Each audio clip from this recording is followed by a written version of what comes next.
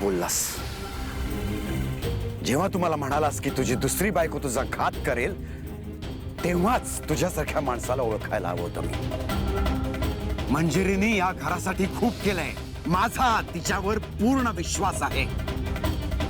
विद्या मागायला आलेल्या एका असहाय्य स्त्रीकडे बघण्याची तुझी नजर इतकी वाईट असेल असं मला कधीच वाटलं नव्हतं. मीरा, तुझ्या बाबांना सांग, ह्यापुढे मी माझ्या आईबद्दल एकही शब्द ऐकून घेणार नाही. ऐकावं लागेल.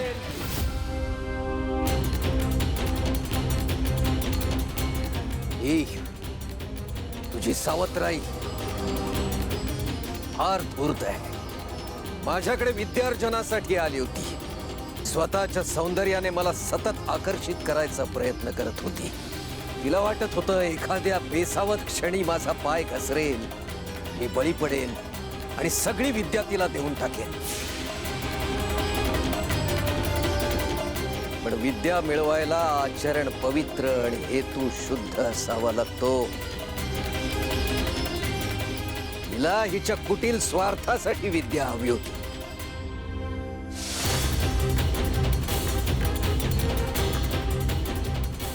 पण मी हिच्या मोहजालात अडकलो नाही.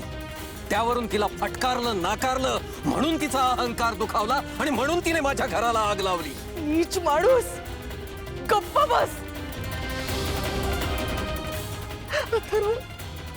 स्वतःचा म्हणणं खरं करण्यासाठी माझ्या ती वाटते ते आरोप करतो. आई हो, माहिती.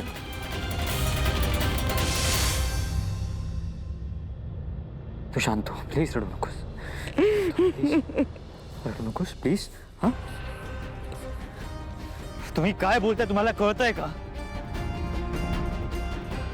मीरा, तुझे बाबा आहेत म्हणून मी गप्प बसलोय. दुसरं कोणी असतं ना तर मी फिकीर नाही. सत्य या देहाला फासून फिरतो शिवनाथ. माझं रक्त जरी सांडलं ना तरी त्यातून फक्त सत्यच बाहेर येईल.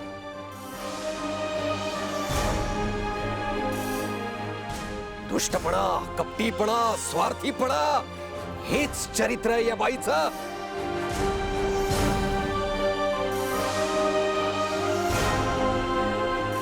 स्वार्थ साधायला ही बाई कुठल्याही थराला जाऊ शकते. या भल्या माणसालाही असंच फसवलंय तिने. आपल्या सौंदर्याची भुरळ घालून लग्न केलंय त्याच्याशी.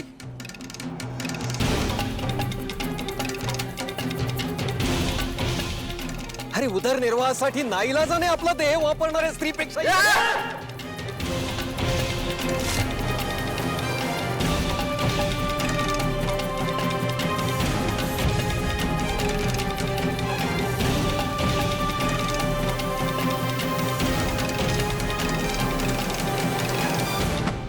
बस झाली तुझी बडबड.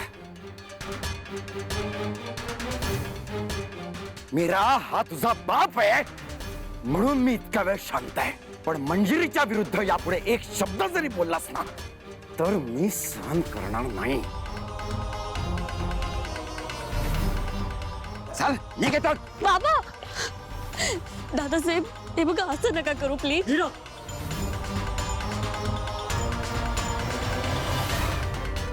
तू आत्ताच्या आता तुझ्या बाबांना इकडनं निघून जायला सांग. बाबा, नाही बाळा.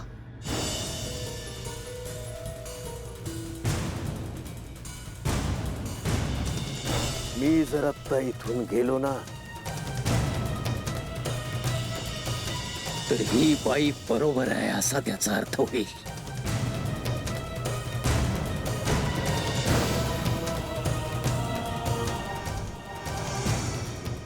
हिचं खरं रूप जगासमोर आणल्याशिवाय मी इथून जाणार नाही. फार कुटील हेतूने या देवमाणसाच्या घरात घुसली. याआधीही अनेक पुरुषांचा असाच गैरफायदा घेतला असणार हिने.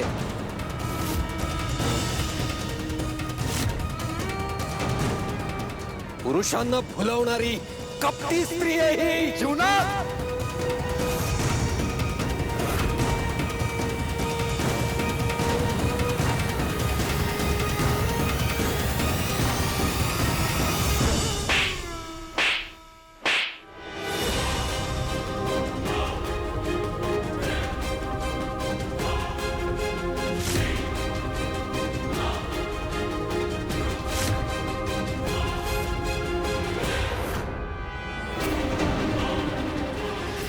आजपर्यंत रामपरे घरातल्या स्त्रीच्या चारित्र्यावर बोलायचं कुणीही धाडस केलेलं नव्हतं.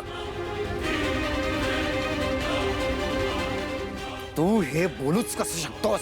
का नाही बोलू शकत? अरे कोण अडवणार आहे मला?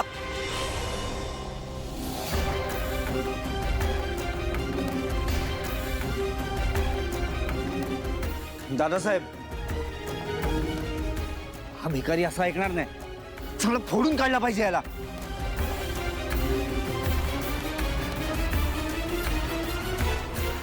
हो दादासाहेब, चांगला बुकला लावा याला. हा सोड सोड मला, घराबाहेर काढायला.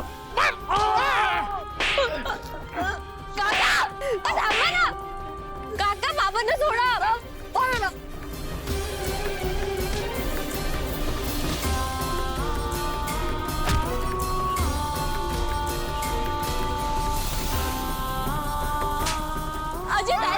मामी बद्दल इतक्या घाणेरडं बोलायची हिंमत कशी झाली तुझी?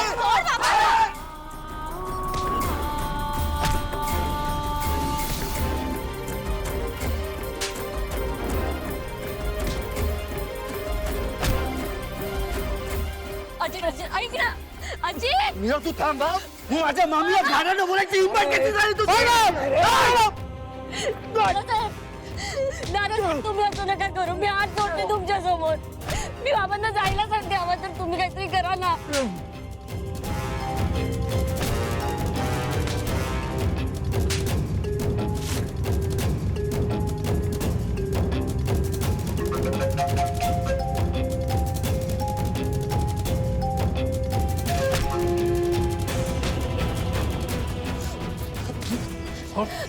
बाबा तुम्ही तरी काहीतरी करा. थांबवा नाही सगळं.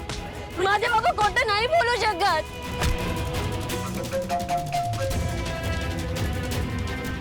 तुला काय म्हणायचंय मीरा? माझी आई खोटं बोलते.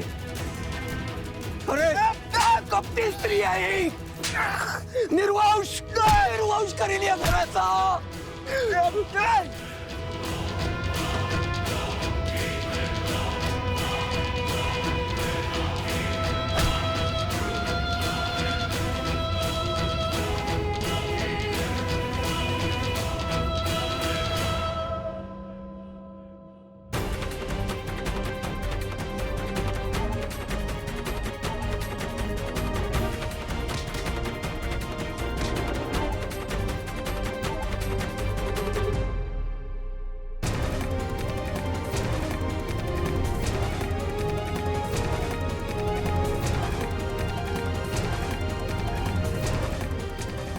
मीरा,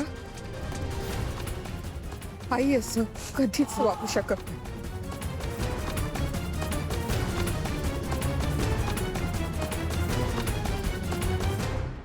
ठरवलं होतं तसंच होतंय. मीरा आणि अंबिकामध्ये फूट पाडायची हीच संधी आहे.